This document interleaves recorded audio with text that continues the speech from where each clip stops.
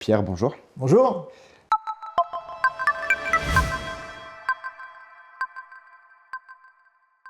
Pierre, en quelques mots, est-ce que vous pouvez nous présenter l'entreprise et son histoire?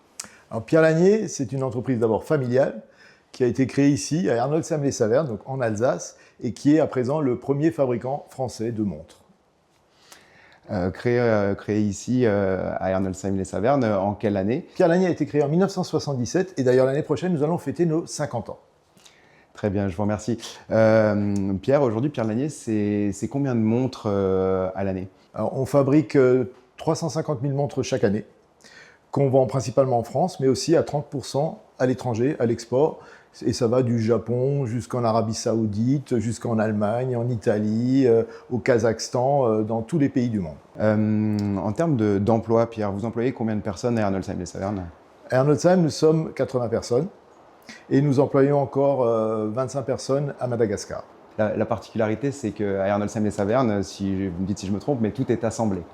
Tout est assemblé ici, à l'exception de 10% de la production qui, elle, est assemblée à Madagascar. Mais au cours des 10 dernières années, on a rapatrié quasiment 80% de la production de Madagascar en France, parce qu'on pense vraiment que le Made in France a une vraie valeur ajoutée pour nous dans les années à venir. Comment est né ce partenariat? Parce que je ne crois pas me tromper en disant ça, mais vous êtes là depuis les débuts de l'European de Futsal Cup en 2016. Oui, tout à fait. Je suis là depuis le début. Alors, je connaissais Nico Gross, qui est à la base de ce tournoi depuis longtemps, parce qu'il était entraîneur au Racing. Mon fils jouait aussi au Racing en tant que U11, même avant. Et c'est comme ça que j'ai connu Nico. Et quand il m'a parlé de ce projet, moi j'ai dit tout de suite banco, parce que je trouve que c'est intéressant de faire un projet comme ça. Et c'est ce genre de projets qui sont vraiment intéressants à soutenir, à développer pour la région. C'est primordial. Comment vous avez vu évoluer ce tournoi? Ce qui est intéressant dans ce tournoi, c'est que je pense qu'on n'aurait jamais pensé que le tournoi ait la configuration qu'il a maintenant au début, il y a 10 ans. Et c'est ça qui est intéressant. C'est-à-dire que ce tournoi, il s'est amélioré, il est devenu pro, et on voit aux équipes qui participent, ça n'a rien à voir, les équipes de maintenant, aux équipes d'il y a 10 ans. Je pense que maintenant, les équipes sont demandeurs de participer à ce tournoi, alors qu'à 10 ans, je pense que Nico devait plutôt essayer de récupérer des équipes avec des grands noms. Et là, on est tout à fait à l'opposé, donc c'est top, c'est génial. Est-ce que, comme ça, vous avez l'un ou l'autre souvenir qui vous revient sur ces 9 éditions et ces 10 ans? Je pense que les souvenirs les plus intéressants, il va les avoir dans quelques années, quand certains des jeunes joueurs qui étaient aux différentes éditions du tournoi seront des grandes stars dans des années qui viennent, peut-être en Coupe du Monde, en Championnat d'Europe.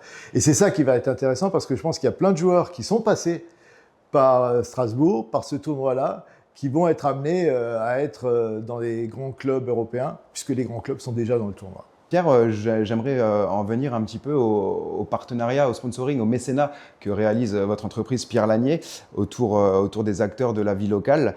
Pierre Lanier est engagé dans de nombreuses associations ou fédérations ou entreprises sportives.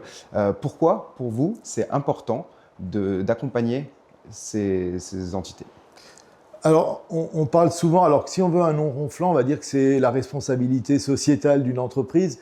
Mais moi, je dis que c'est notre devoir, pratiquement, d'encourager tout ce qui se passe autour de nous, que ce soit le village, la région, de donner un coup de main, parce que toutes ces associations, il n'y a que des bénévoles. Et d'ailleurs, dans le tournoi, il y a énormément de bénévoles. Ça ne vit que par le bénévolat.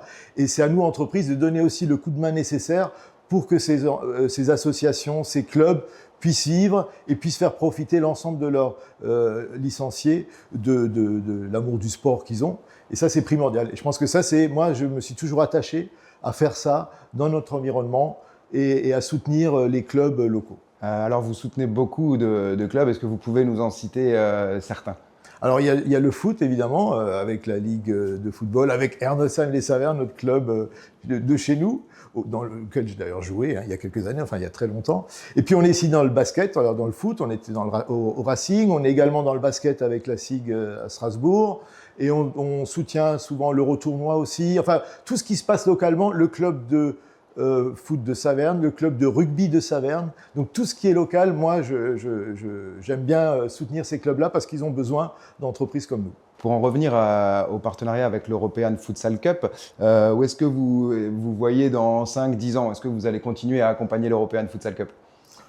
Ah oui, il n'y a pas de raison qu'on ne continue pas. Et d'ailleurs, une des particularités, c'est qu'on fait toujours des montres spécifiques pour le tournoi, et puis elles sont toujours remises après le tournoi à certaines personnalités du tournoi ou à certains bénévoles du tournoi, mais aussi aux clubs gagnants qui auront droit, eux, à une montre spéciale, et que je sais que Nico va toujours en début de saison leur remettre, et que ça leur fait toujours plaisir. Donc si nous on participe à ça, ça nous fait plaisir aussi.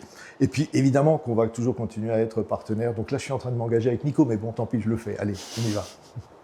Très bien, merci. Je vais juste revenir sur votre activité. Comment en fait aujourd'hui on peut acquérir une montre Pierre Lanier? Comment on les achète? Alors en France, pour acquérir une Pierre Lanier, c'est assez facile. En France, il y a ce qui s'appelle les horlogers bijoutiers. Il y en a 1500 qui ont Pierre Lanier en France. On a un site internet aussi, évidemment. Et puis à l'étranger, on est présent dans 60 pays différents. Alors effectivement, c'est pas besoin d'aller au Japon pour acheter une Pierre Lanier. On peut l'acheter à Saverne, à Strasbourg ou dans la région.